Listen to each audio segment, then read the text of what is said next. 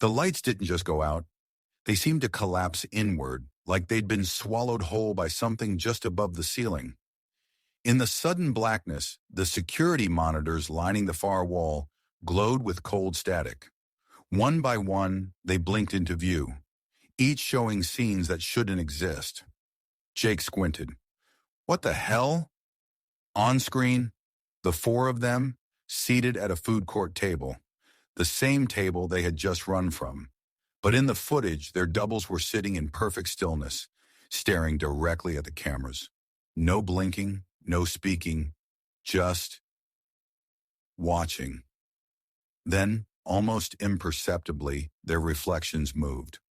First, Heather's copy raised her hand and tapped her temple. Jake's leaned forward, hands folded like a priest. Lena's smiled, but her lips didn't move. And Miles's doppelganger stood up. Heather exhaled sharply. That's not us. No, Lena whispered, backing away. But it wants to be. Jake instinctively stepped in front of her as Miles moved toward the monitors, transfixed. That's my shirt, Miles said softly, pointing. That's the stain from this morning. This exact one. Then in unison, all four doubles stood from the table on the screens. The footage distorted, jittered like damaged tape, and the doubles turned away from the camera and started walking. Where are they going? Jake murmured, but he already knew. One monitor showed the hallway just outside the security room. Empty, for a second. Then their doppelgangers entered the frame. Heather stumbled back. That's a live feed.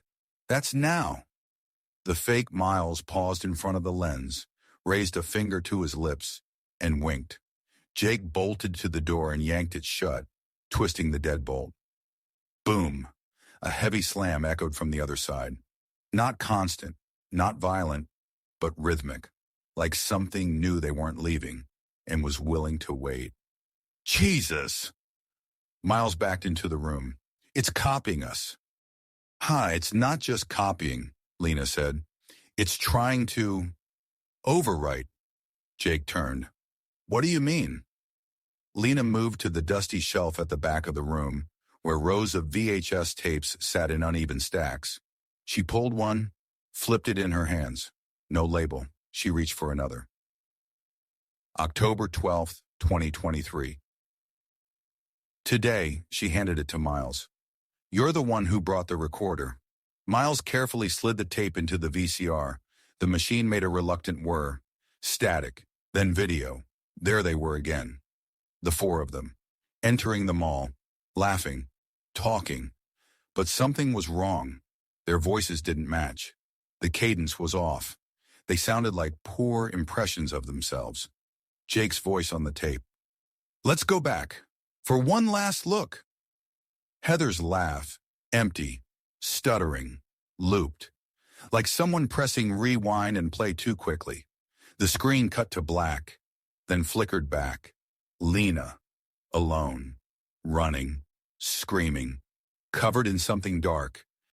She staggered through an unfamiliar hallway, hitting walls, reaching out to the camera, as if it could save her. Then the tape cut again. Jake stood frozen. Lena said nothing. Her fingers were white where she gripped the back of the chair. That didn't happen, she whispered. It didn't. Heather crossed her arms tightly over her chest. Yet, Miles ejected the tape and let it clatter to the desk. This place isn't haunted. It's haunting us, like a feedback loop. Jake turned to another monitor. The hallway feed was back. Their doubles were gone, but a new figure stood just outside the door. Tall, human-shaped, but wrong. Its limbs too long. Its posture skewed like a puppet suspended by wires. It tilted its head, then raised a hand. The screen glitched, just once, and a line of text scrolled across the bottom in jagged static. One must stay. Jake whispered, No, no one's staying here. The other monitors blinked to life, on each, the four of them, alone. In separate areas of the mall, running, screaming, bleeding. Heather in the toy store, Miles on the rooftop, Lena in a tunnel with flickering fluorescent lights. Jake kneeling in a fountain, staring at something beneath the water. Then, all screens turned to static. No movement, no audio, just that low electrical hum. Jake unplugged the entire unit. Darkness again. Heather's voice was barely audible. "We can't stay in this room." "I know," Jake said, "but that thing is out there." Lena pointed. "What about that?" On the far side of the room, hidden partially behind a supply cabinet, was another door. It hadn't been there before. Miles stepped forward, shone his flashlight on the handle. "Paint's wet." The knob was bright red. Jake sighed. How much worse can it get? He opened the door. What lay beyond looked like the same mall, but newer, brighter, as if it had never closed. Lights glowed softly. Music played through unseen speakers, something instrumental, vaguely familiar, like a warped Muzak version of a lullaby. The air smelled of cinnamon. They stepped through together. Everything was too clean, too staged. Mannequins posed in perfect rows behind spotless glass. Stores displayed products that didn't exist. Fruit Flex, Zypherware, Choco Crisp Z. Fast food counters served food that looked sculpted, not cooked. One screen displayed an ad that read, "Welcome home, Jake." He froze. Heather touched his arm. "Did you see?" "I saw it." A janitor mannequin pushed a mop cart down the corridor. As they passed, it turned its head slightly, just enough to acknowledge them, and smiled. Lena gasped and clutched her chest. "That's not...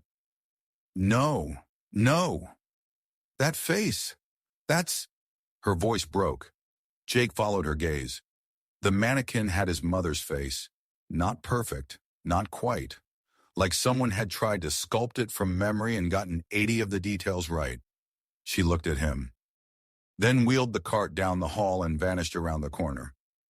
Heather's voice cracked. "This place remembers us, but it's not memory. It's wrong." Miles pointed ahead. "There, escalator, fountain level." They hurried down. What should have been the dried-up centerpiece of the mall, the central fountain, was alive, flowing. But the water was black, still, silent, no splashing, no bubbles. It didn't look like water. It looked like glass pretending to be liquid. Jake stepped closer and saw movement beneath the surface. A shimmer, then a face, his own. It opened its mouth and screamed. Jake staggered back. "We have to get out now. I don't care where we run." But as he turned, the mall around them shifted again. Storefronts blurred, lights flickered, and a wave of moss began creeping over the escalators. The mannequins turned, slowly, silently, every single one of them, then took their first synchronized step forward, toward the fountain, toward them. Jake turned to the others. "We split. If we stay together, it traps us." "But if we split," Lena started, "we might confuse it, or it might only follow one of us. Just run. Find a door. Any door." They ran, in different directions. Behind them, the sound of plastic feet tapping tile echoed like rain. The mall was no longer a building. It was alive, and it was remembering. To be continued in Part 4. The Fountain Doesn't End.